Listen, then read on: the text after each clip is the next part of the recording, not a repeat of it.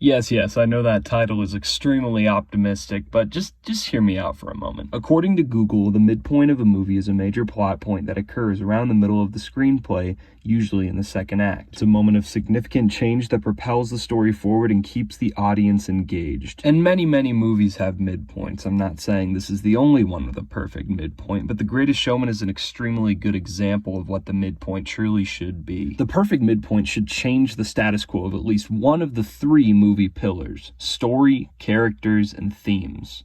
The Greatest Showman shifts all three. Let's analyze The Greatest Showman's midpoint and see just how efficiently it does this. Before we hop directly into the midpoint of the movie, we get a scene between P.T. Barnum and Jenny Lind as they're talking at the Queen's banquet. P.T. Barnum says to Jenny Lind, "People come to my show for the pleasure of being hoodwinked.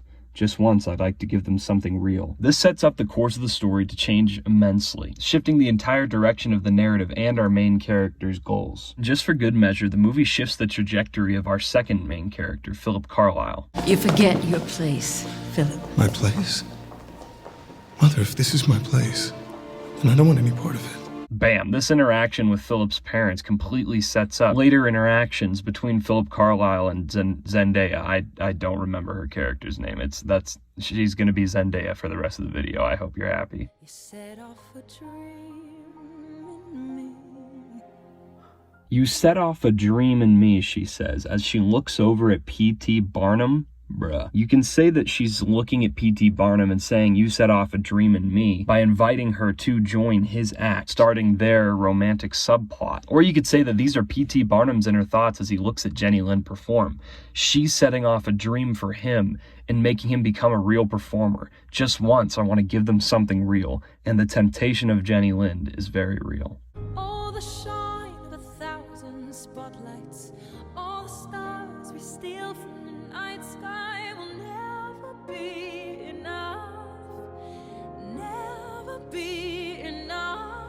As we continue on through the song, she sings in the chorus about how 1,000 spotlights will never be enough for her. Once again, this can be interpreted in two ways. This can be interpreted from the perspective of P.T. Barnum's character and from Philip Carlyle's. And if you really want to say this applies to Jenny Lind too, and how she's looking for more in her performances, then yeah, it works there too, because she joins P.T. Barnum. But for Philip Carlyle, he really didn't want the spotlight in the first place. He joined P.T. Barnum's circus for the thrill of it, but now he's found love. And for P.T. Barnum, his greed continues to grow for more attention. And now he's getting it through Jenny Lind. The shine of 1,000 spotlights will never be enough. He doesn't just want 1,000 spotlights, he wants every single one. Jenny Lind also sings of stars in her chorus. This is a motif that carries over for Philip and Zendaya's relationship.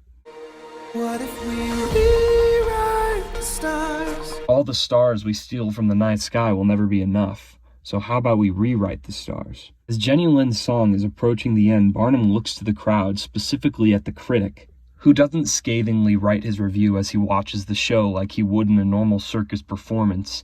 He sits and watches, and is amazed by Jenny Lind's performance. He sees that Jenny Lind is providing him the acclaim he so eagerly desires. Philip notices his parents whispering to each other as they see Zendaya and him holding hands, and so he pulls away, as an instinctive move to keep up his appearance. But this then pushes Zendaya away in turn, affecting both of the trajectories of their characters from now on.